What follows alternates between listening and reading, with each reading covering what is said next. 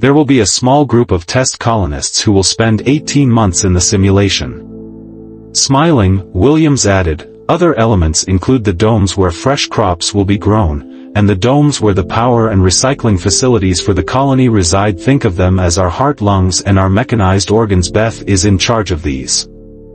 Saying this, Williams looked towards a woman who sat at the far side of the table from him. She acknowledged his words with a guarded smile. She looked about my age, but from her role in the colony, she was clearly in a different league to me. They engulfed him, and then they began to feed. I saw blood splatter, heard a final tormented scream. This is as far as we go. Michael's plan had worked, but the howl that he had created was still transmitting through the speakers. He shouted after me and I heard his door slam. I hope that doesn't make me the bottom of the pile. I couldn't think of any other explanation for what he did next. He stood up straight and walked out into the open. Beth turned away in disgust. The thing watched her fall, blood dripped from its mouth, and then its head tilted to one side and it continued to look at her.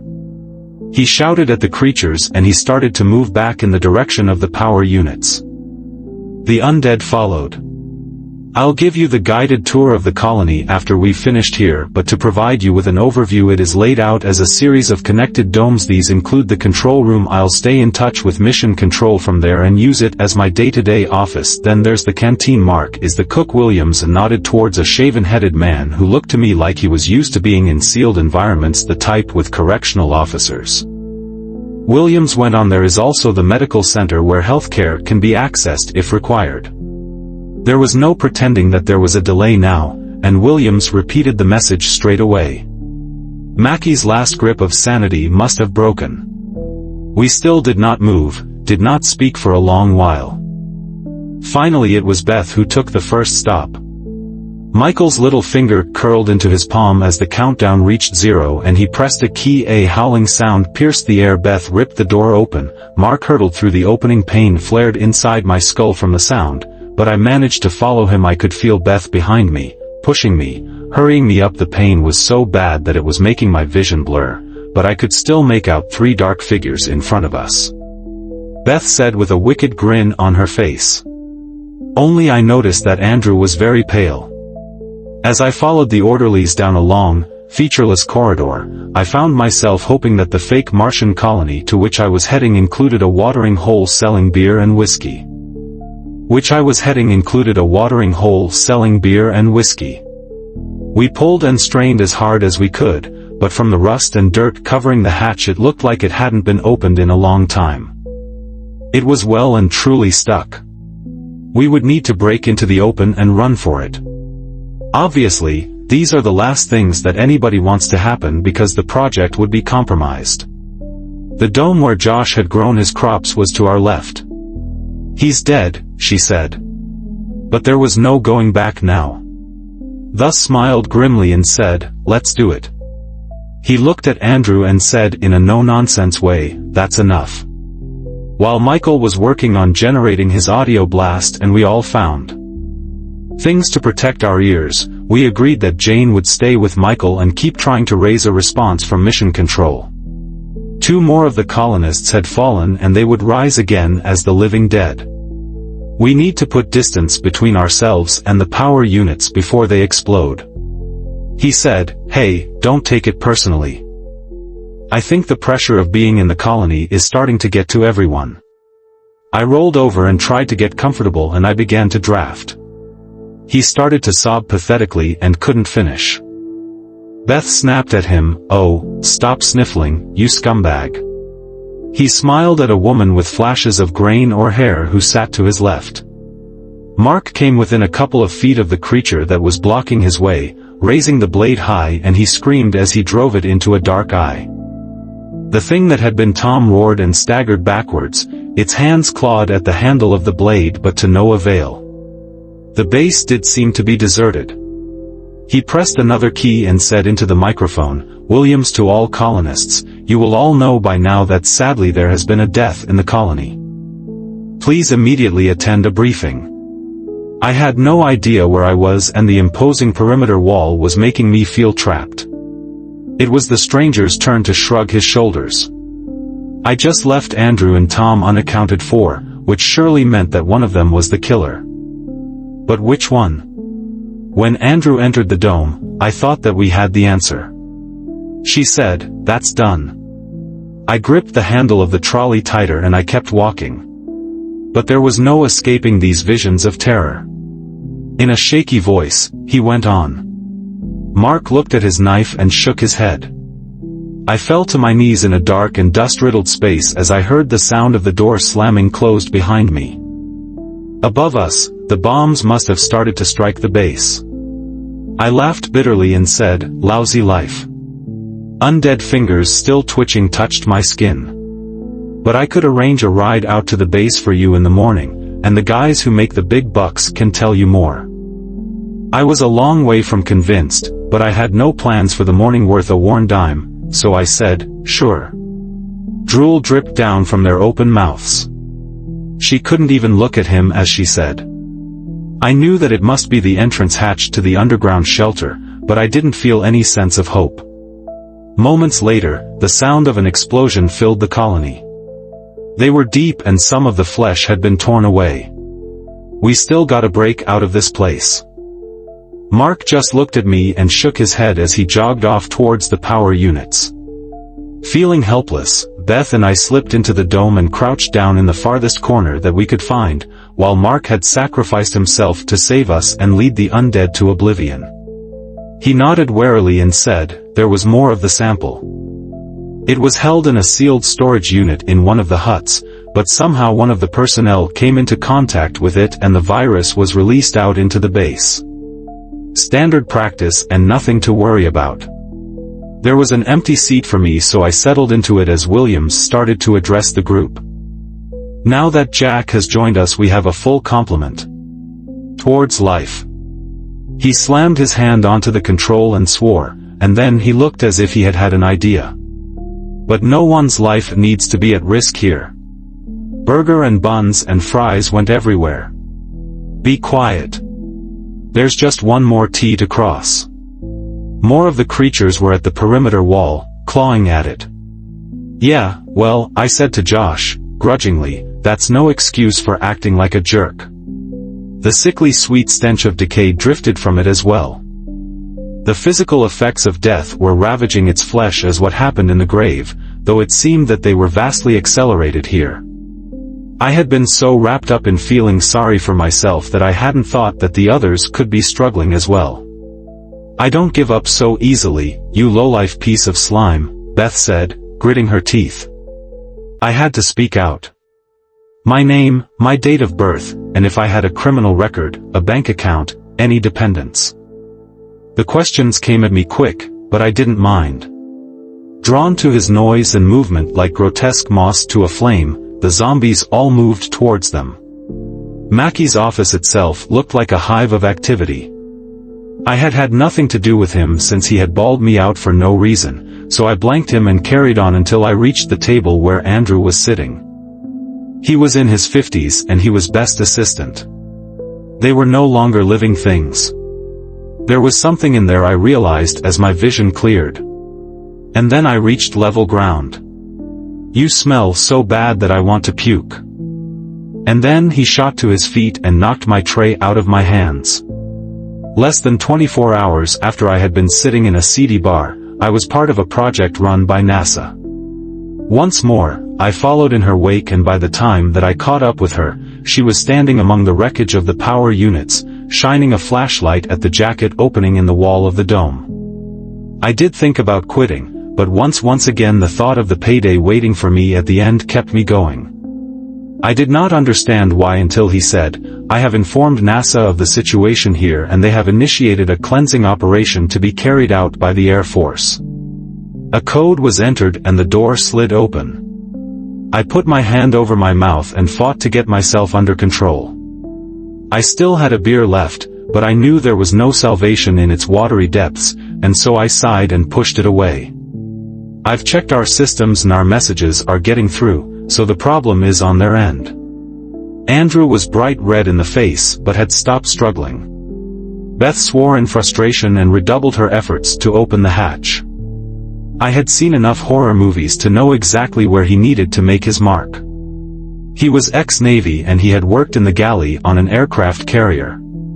He took a vicious-looking blade out of a case that he had stashed in a pocket of his cook's overalls and told us. I detoured to my kitchen on my way back from the medical center after Josh went walking about. There were plates left on the tables in the canteen, clothes on the floor in a sleeping quarter where the door hung open, a fire extinguisher within a prospect case on the wall. None of them looked real.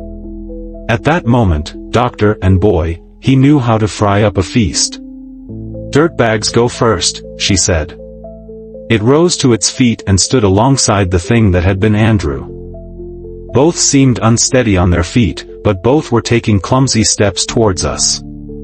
I sat up, my heart racing. They moved after him into the walkway and William's screams grew louder. By the end of the first month I was even starting to lose weight as time continued to pass. Everybody settled into a routine we only knew if it was night or day because the clocks told us that, and without any contact with the outside world, for most of us, it was like we could have been on Mars. The only person who was speaking to people outside the colony was Williams. He was in regular contact with Mission Control. They were located on the same base as us, but one time when I was dropping supplies off for him, I heard him on a call pretending that there was a delay caused by distance in the transmissions to make things more realistic. "Come on in here," Beth said. I punched the air and hollered, "We made it." With a big grin on my face, I turned to Beth. It was the saddest smile that I had ever seen. He growled and strode towards the thing that had been Tom. I rubbed my eyes and raised my head. Mark would lead us out. He slammed his hands on the table and screamed, "No reason. I'm going to contact Mission Control and tell them to open the doors. I understand that it's hard living on top of each other day in and day out with nowhere else to go, but you are all being paid while under a part of an important project, so come on people, let's lower the temperature and do better." He clapped his hands together, motivational speech over. I believed he thought that everything was going to be okay. When I went to bed that night, I was not so sure. I slept for a couple of hours tops, and then laid there staring into the darkness. Get a good night's rest because in the morning you'll be entering the colony. It won't do them any lasting harm, but it should distract them long enough for you to make a run for it. With a look of utter disgust on his face, Mark snapped back. Jane would slam the door closed after us. Help me get his body back to the medical center. Beth linked her arm with mine and shouted encouragement. Her voice sounded distant as well, and I could feel nausea rising and burning hot inside me. I have to stop. Just for a minute please. I stumbled to a halt and bent over with my hands on my knees. Mark and Beth paused alongside me. They were both breathing heavily. There were more handshakes and a few pats on the back as Williams took me around the table and everybody said hello. The stranger smiled at this and said, "I work at a base that's out there in the desert."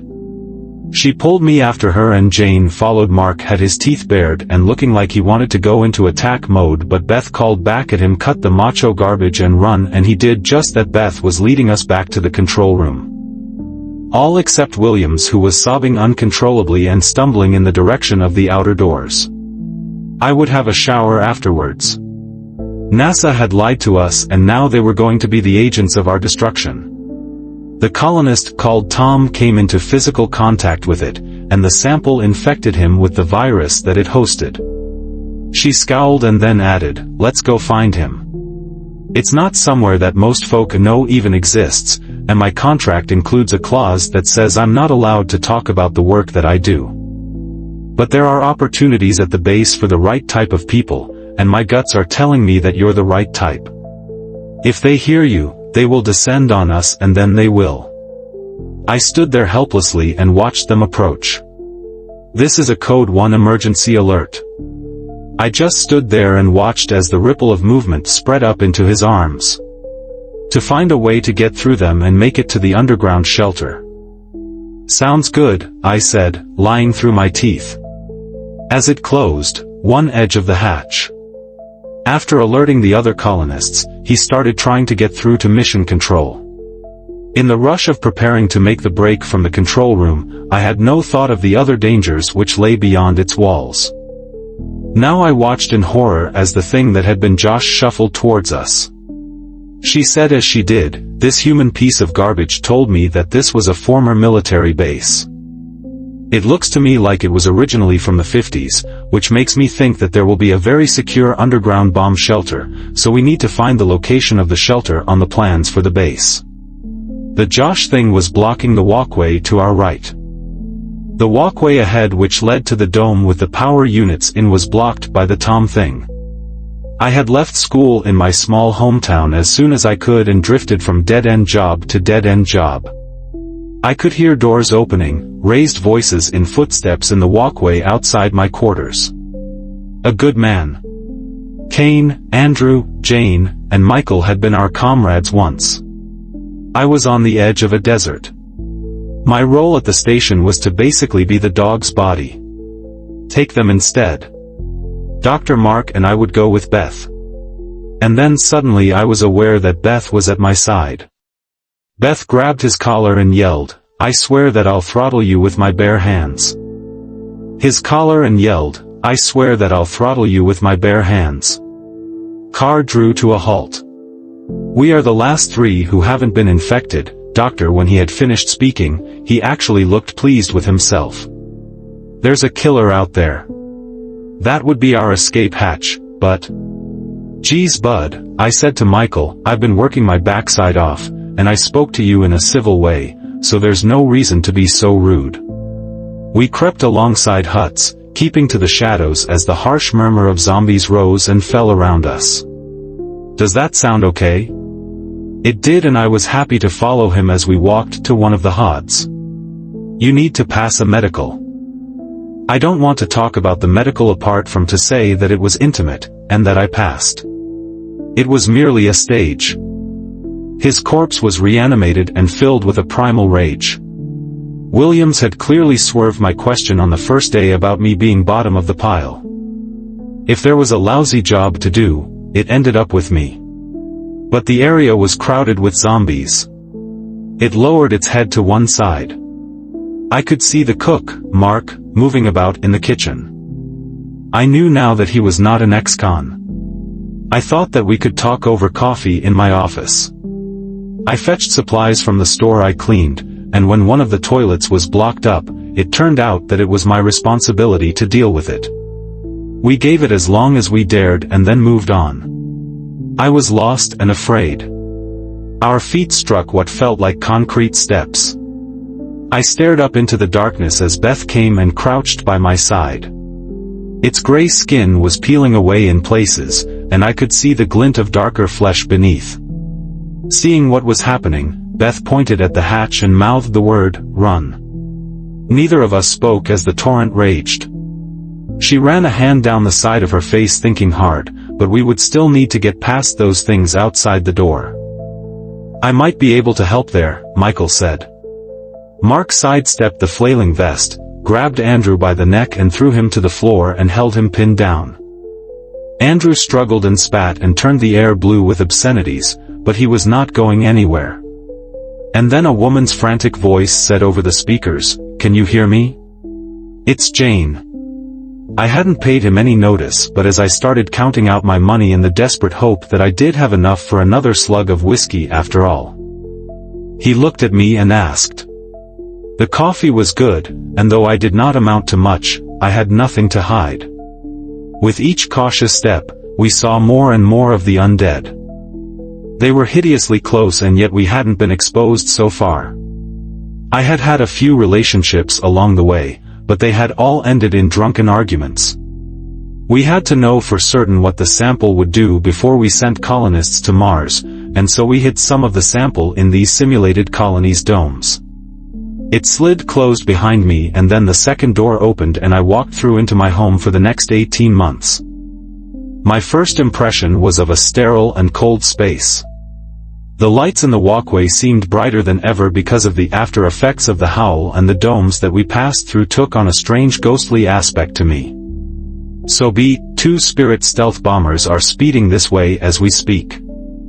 They're going to wipe the base and everything inside it off the face of the earth. Dr. Mackey looked at her with what could have been pity in his eyes. Doctor, my quarters were relaxing and warm.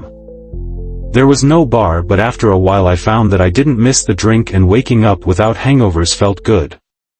I was trying not to scowl at Andrew as Williams addressed us. There was an incident today which I am sure even those of you who were not there will know about by now. Charred and twisted shapes lay all around us, and the perimeter wall was destroyed. So I managed to weak grin myself and set off after them. Will you shut up? I snapped out of the daze that I had been in and said, hey, don't shout at me. I could see, though, the rage burning in its eyes as it came ever closer, and it was not alone. It made my eyes sting and filled my nostrils, and even though I had my mouth clamped shut, it was almost like I could taste their disgusting flesh. It was Tom who had become a monster.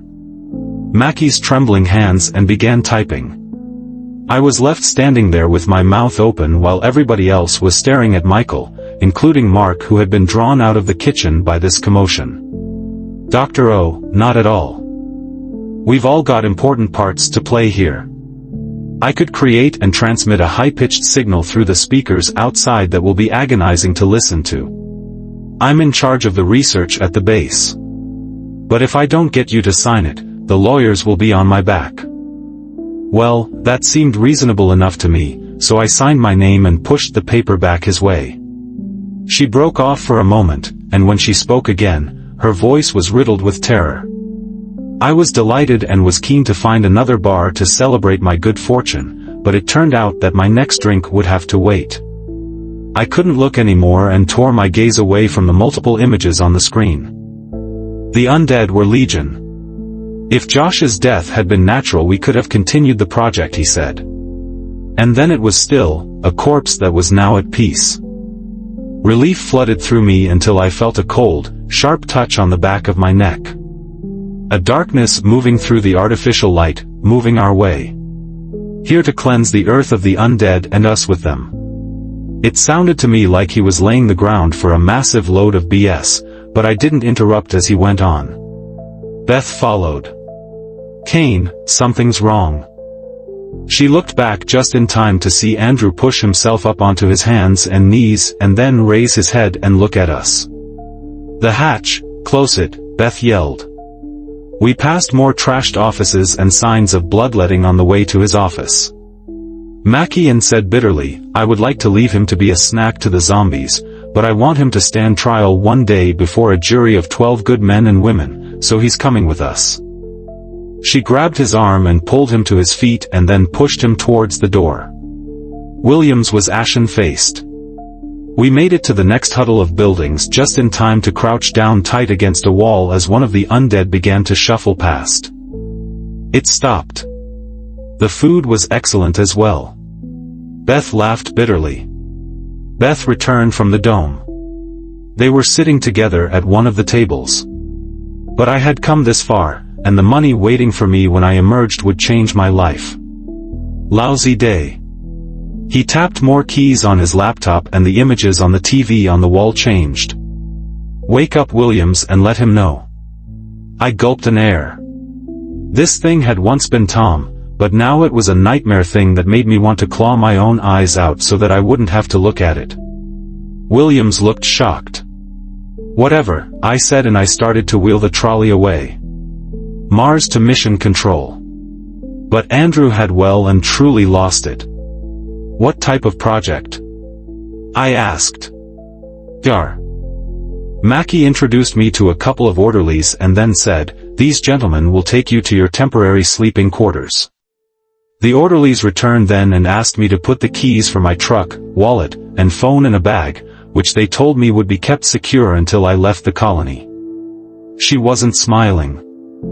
What's wrong? I asked. She couldn't even look at him, he said. Mackie, he said. You need to tell us what's happening here and right now, or you won't have to worry about them getting you because I'll put an end to you first. You heartless son of a. I noticed that Josh, who had cultivated the fresh food for the colony, was standing nearby. The risen dead Andrew and Doctor, I pushed them frantically away and began to stumble down the steps. The rest of us were surplus to requirements, so we left him to it and headed for the dome, where we had been briefed back on the first day. In the worst-case scenario, the whole colony can be evacuated. A new smile came easily to his face. You seem like an ideal candidate for the project, and I can tell you about it once you've made your mark on this document. The pain was unbearable and I felt like I was about to pass out. She was not in the mood for being kept out and with one kick broke the lock. I followed her through and saw a figure cowering in a corner. Once more though, Beth showed that she wasn't down and out, not by a long way. She ripped the laptop out of Dr. It attacked another one of the colonists, Josh. It was cut off by the sight of a blade spinning past my ear and embedding itself in the eye of the undead fiend that had been about to take a chunk out of me. The thing that had been Josh toppled backwards, and lay clutching at empty air until the two fell still. He looked at the scene. One of the orderlies said, "If you could step inside, please, the outer entrance will be sealed, and you'll be able to enter the colony." My stomach churned at this, and I once more wanted to back out. "I don't care. Mackie." The door would not open when Beth tried the handle. He screamed now for mercy, but the undead gave no mercy and his screams fell away. I caught up with her and I grabbed the ring as well. The nausea remained, but I managed to stop gagging. My imagination was in overdrive, and I had visions of us emerging from the shelter to find that the end of days had happened. "The hidden camera showed us everything," he said. "It is waiting for her to die," I thought, and on the floor, "Doctor," we started to make our way back along the walkway. I held a hand up to show Beth that I was all right and we moved on. And then Beth made a hand signal, indicating what looked like a metal panel on the ground a couple of dozen paces away. I was facing a walkway that branched off to the right. My eyes began to sting with tears. She continued. Images of the interior of the colony appeared on the widescreen TV on the wall. I could see walkways, the control room where the door had been broken in, inside a sleeping quarters. Mackie looked at her with what could have been pity in his eyes. "So it was natural causes?" Williams asked. "We've just blown a hole in the side of NASA's pride and joy in the middle of a high-security base, and nobody's come rushing out to see what's happening. They're looking for healthy individuals who are not tied down by families and responsibilities, to earn good money by taking part in an exciting new project." I could still smell the familiar stink of BS, but the words "good money" had made me set up. The stranger grinned and offered to get the drinks in. I went to the counter, which was self-service, built myself a seriously stacked burger and then went to sit down. And they will experience very closely what it feels like to be the first settlers on Mars. If you agree to take part, you will be one of the test colonists. Where blood glistened darkly in the fake lights of this fake colony. I said despondently. And even if we could somehow get past the undead at the door and survive, we would still be trapped in the colony. She had done it.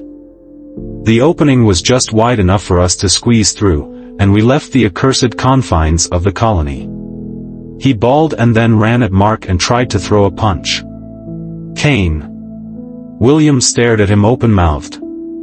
There was a secret, unmanned mission to Mars 5 years ago which brought a number of samples back to Earth. One of the samples contained elements which we could not identify, and we were concerned it might be harmful to humans. And he broke down again.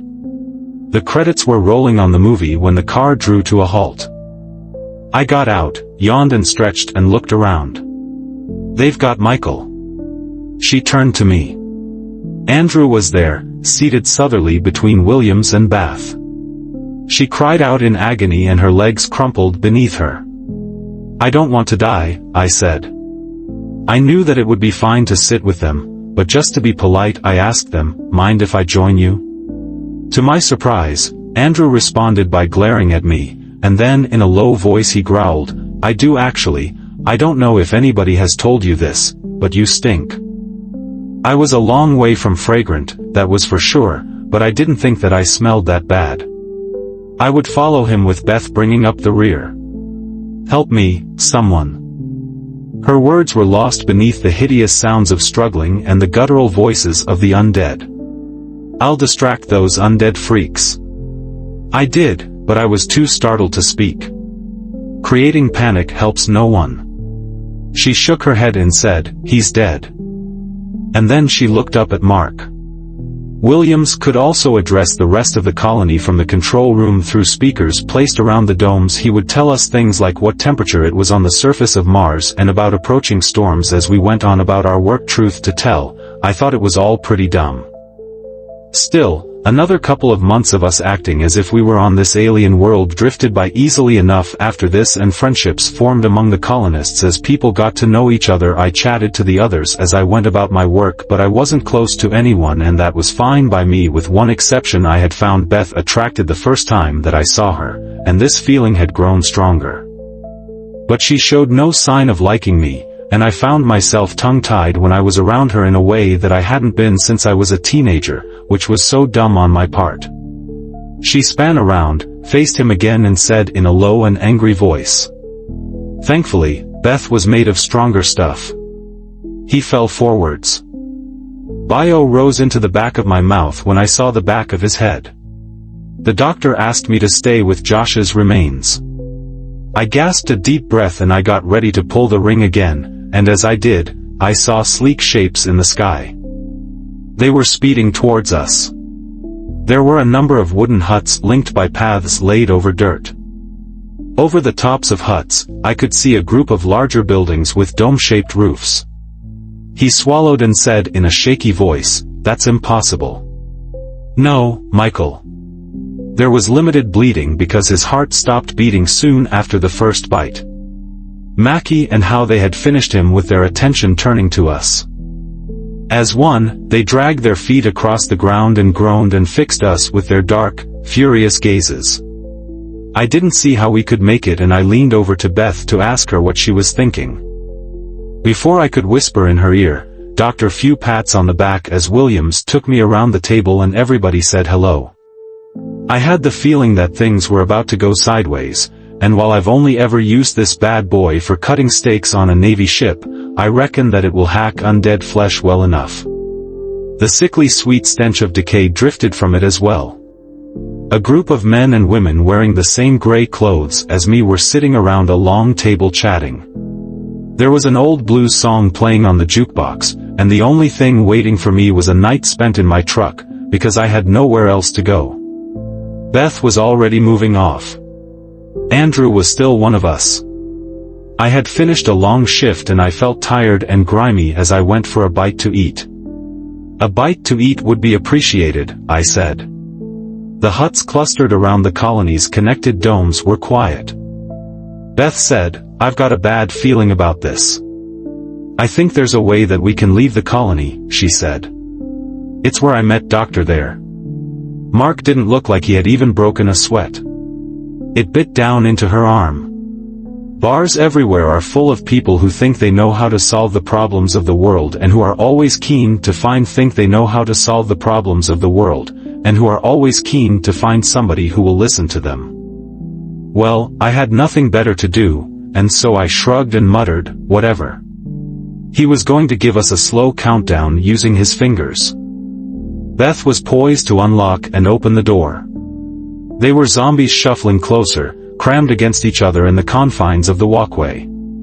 There was a lot to learn and I constantly got lost in what felt to me like the maze of walkways and domes.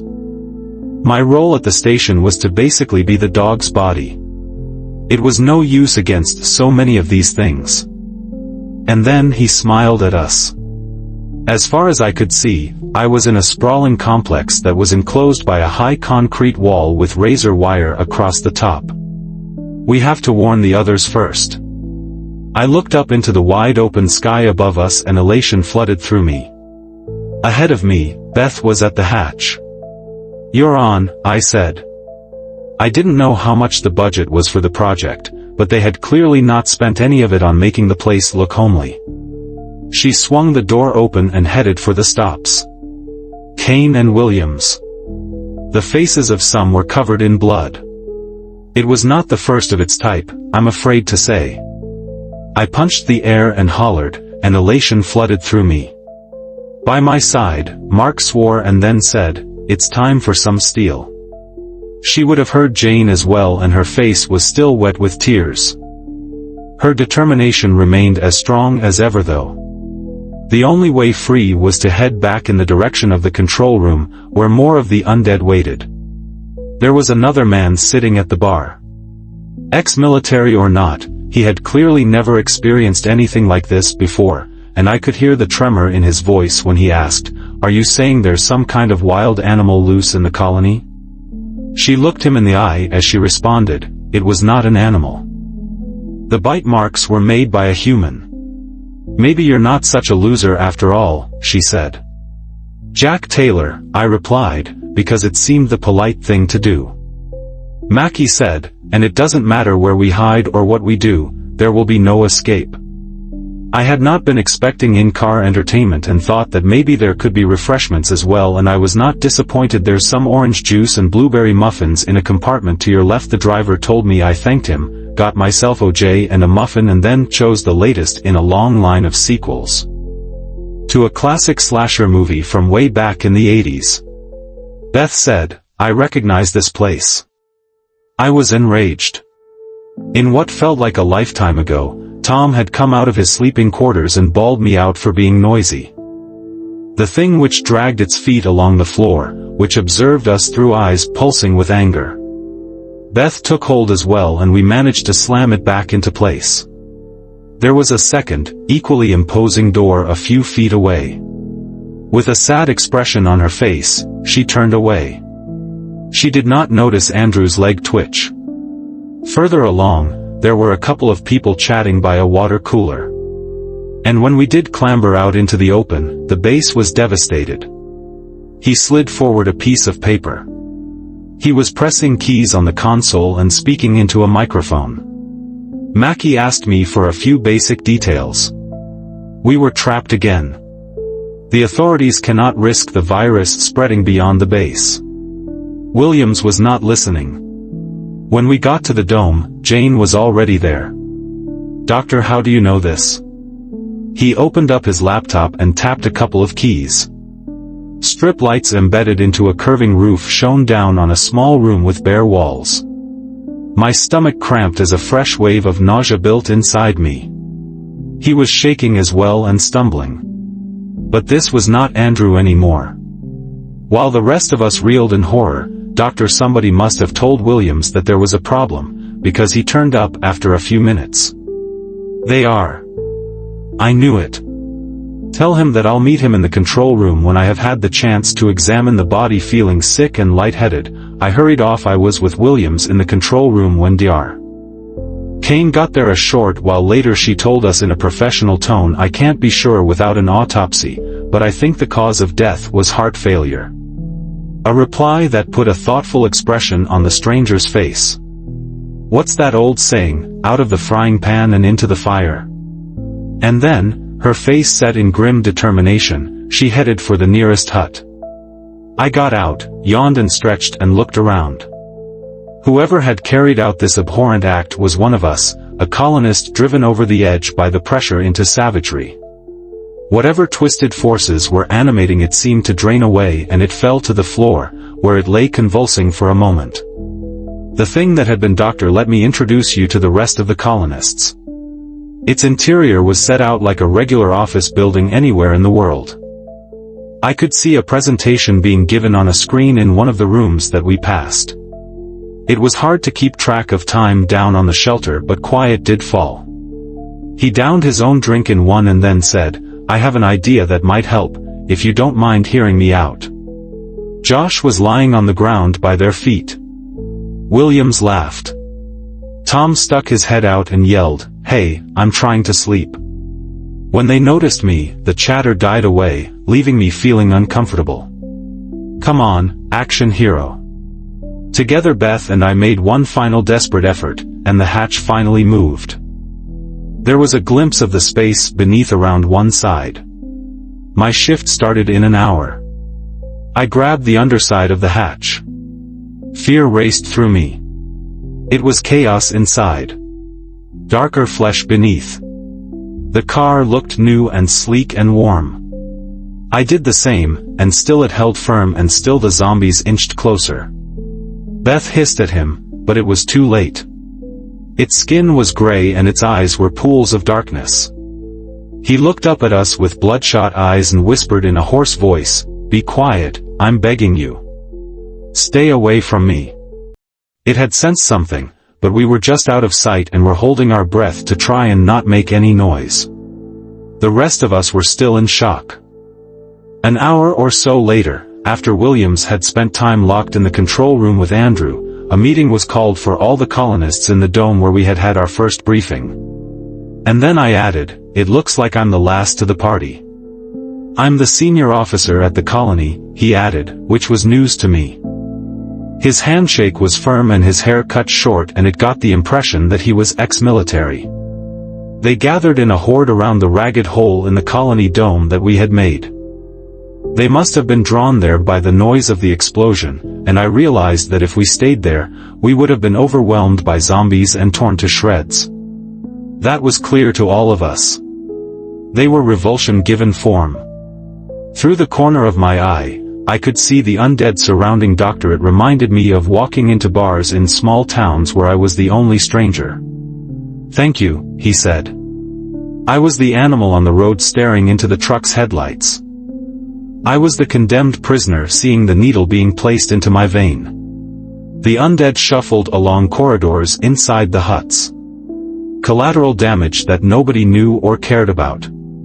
I was so scared that for a moment I thought that I was paralyzed, but somehow I started to put one foot in front of the other. Beth sprinted in front of me, and I increased my pace. We raised the hatch and then leapt blindly into the void beneath. This seemed to make him even angrier, and he screamed in my face. She leaned back a few long seconds later. "Williams," he told me, even though he had his name written on his overalls as well. "But something went wrong, didn't it? Outside the simulated colony here on the base." As I spent my 30th birthday alone in a seedy bar, I didn't think that things were ever going to change.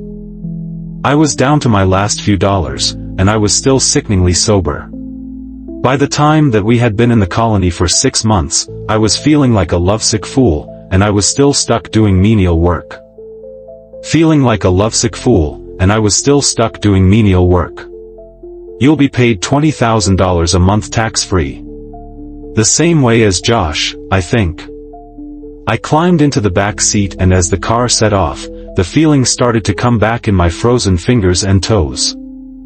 The windows in the car were obscured, but I didn't care about not having a view, because there was a high-definition screen on the back of the seat in front of me with a selection of movies available. We walked towards the open desert beyond. I eyed it warily. With clumsy, jerky movements, it raised its arms and reached for Doctor. Now the colony could be noisy at times, but I reckoned that he was not being reasonable. I was not on my own for long.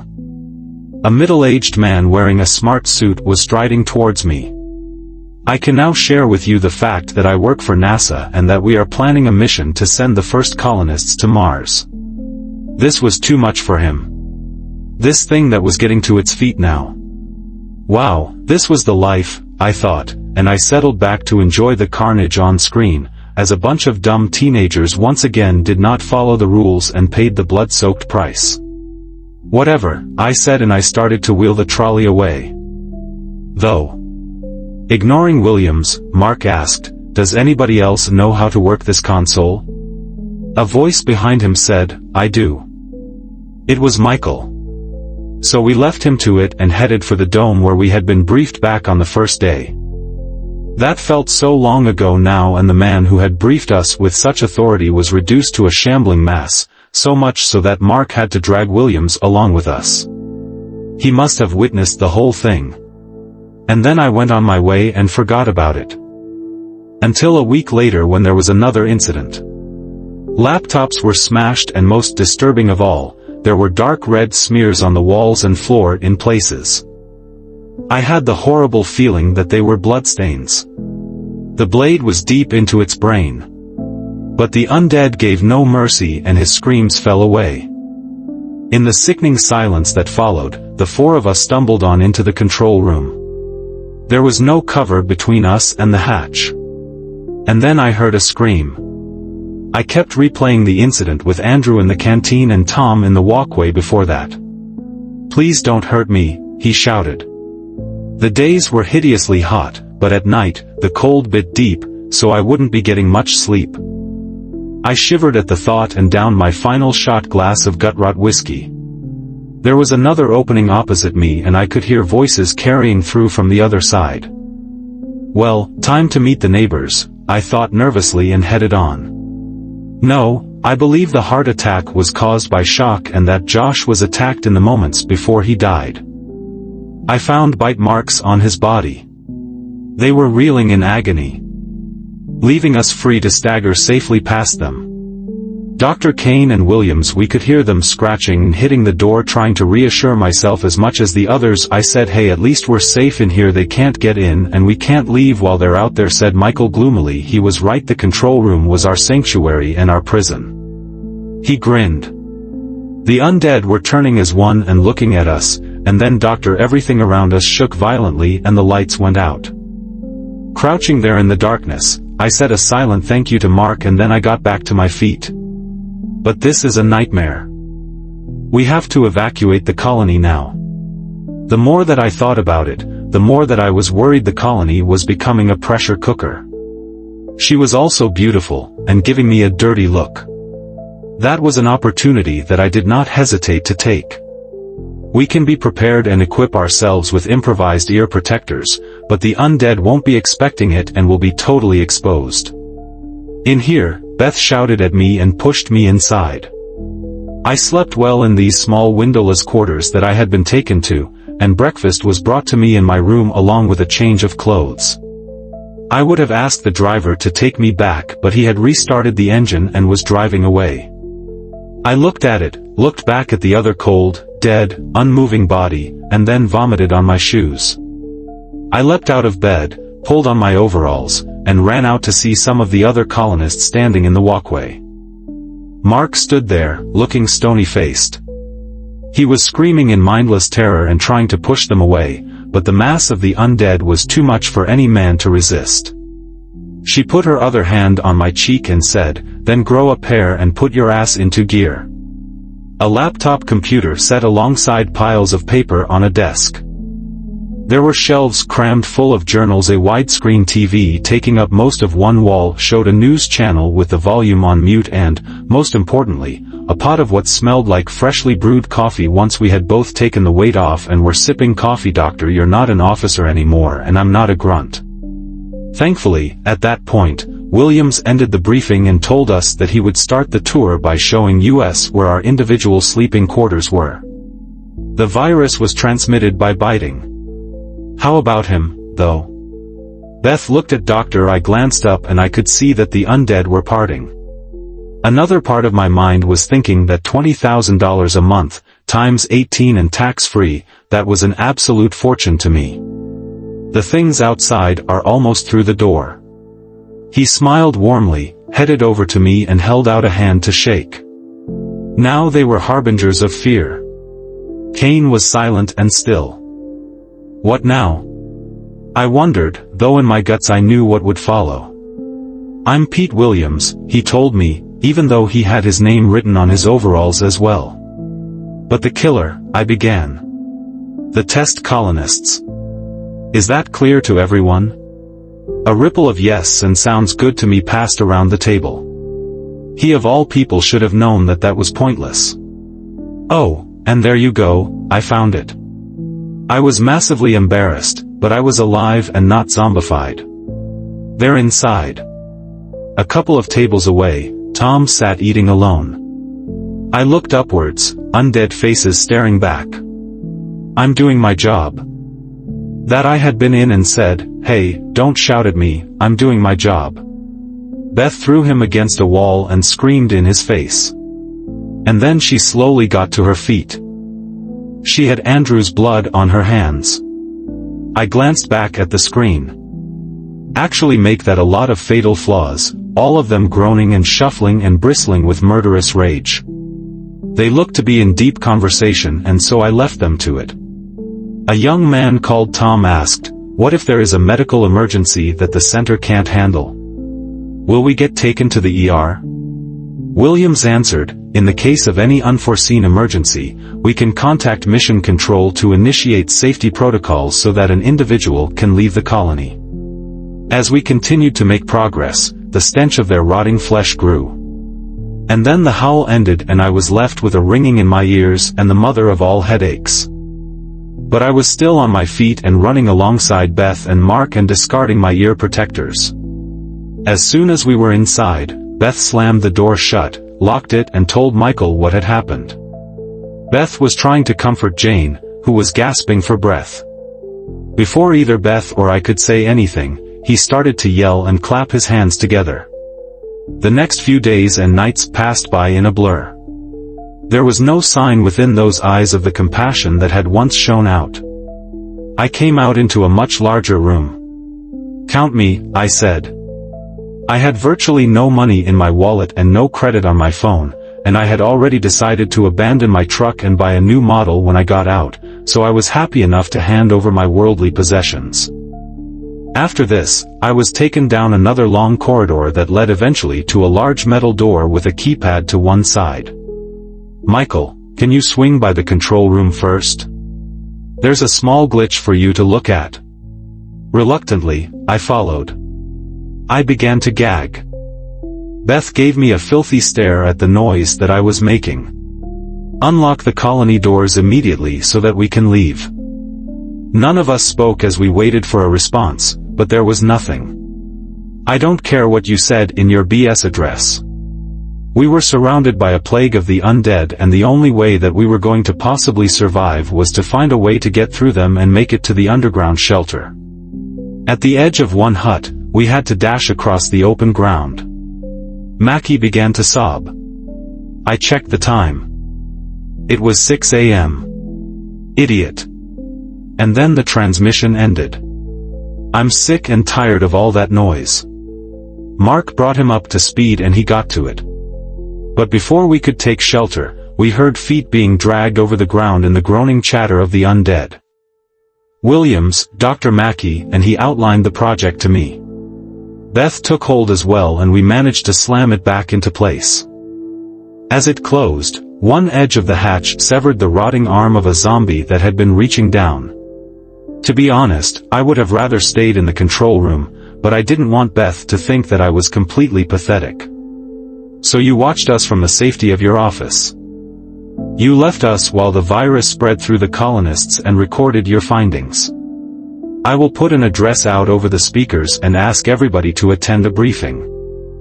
We can get them out to safety then." There were other colonists already there. Jane, who worked with Josh, and Michael, who was the colony's engineer. He tapped on the keyboard of his laptop as we spoke and seemed pleased at my answers. After an agonizing wait, it continued on its way. As the countdown began, an unspoken fear filled me with dread. What if the undead were not affected by these signals? Scream. If that was the case, we would walk straight into their grotesque embrace. It was the Air Force bombers, I realized with mounting dread. If we do get out of this alive, I might even buy you a drink. I glanced around.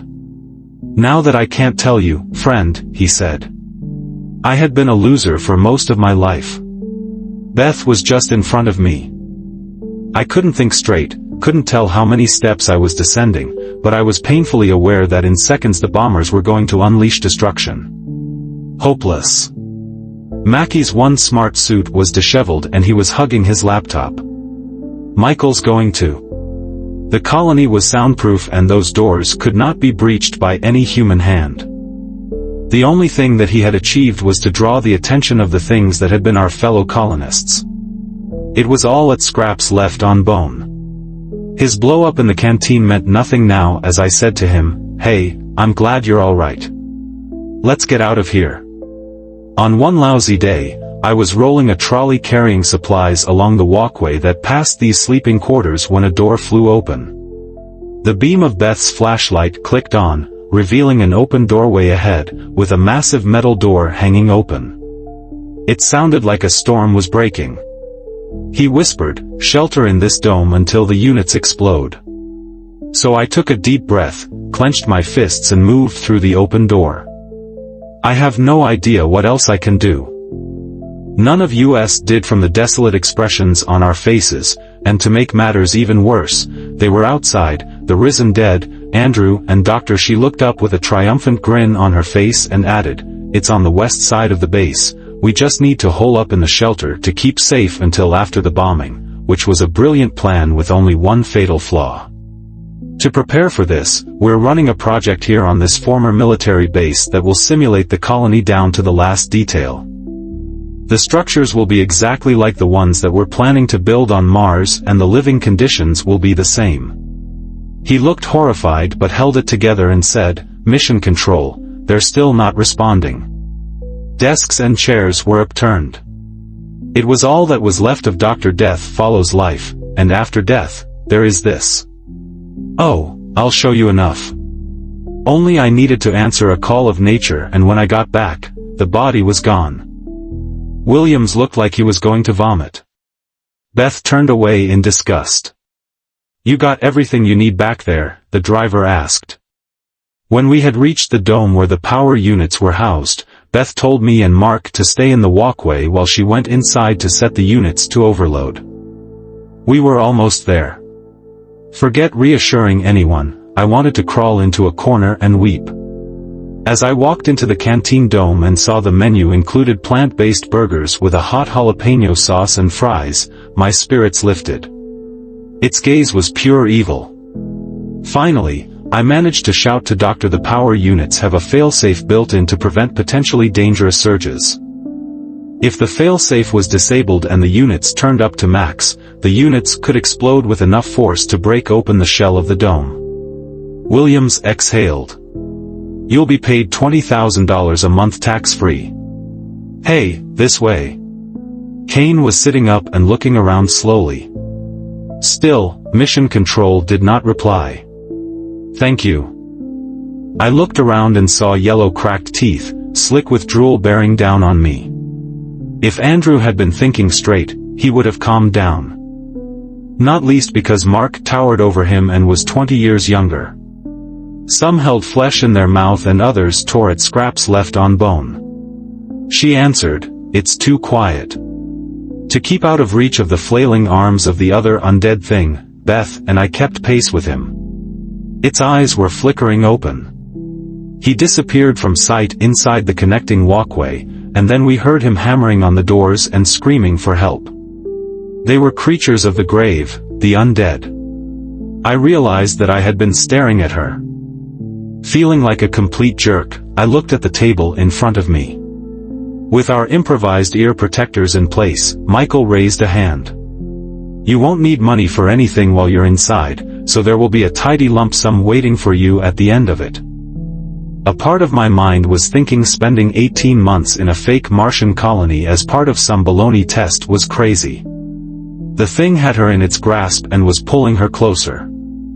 Its lips parted, revealing yellowed and cracked teeth. Kane arrived. Figuring that style was not a priority where I was going, I put on the gray overalls and sneakers that I had been given. My name was written on a badge sewn into the overalls. "What's happening?" "Deal with it," Mark told him. "Lousy day?" I laughed bitterly and said. She took my hand in hers and looked into my eyes. After a while, he lowered the lid of the laptop and leaned back in his seat. "We've got a new problem." Who was he to keep the others in the dark and risk their lives? I was about to shove him out of the way and use the console to tell everybody the truth when Mark came into the control room. William said sharply, "I didn't ask you to come here." "And what?" "Tell me what the sample did." "I didn't want any trouble though." A scream formed in my throat. She knelt by Josh and I felt his neck for a pulse. She recoiled and tried to move away, but she was too late. The driver's window opened and a man inside said, "I'm here to take you to the base, hop in." There was a ring handled and she pulled at it, trying to open it but it wouldn't budge. "Kane here is in charge." Another one of the creatures had appeared ahead of us.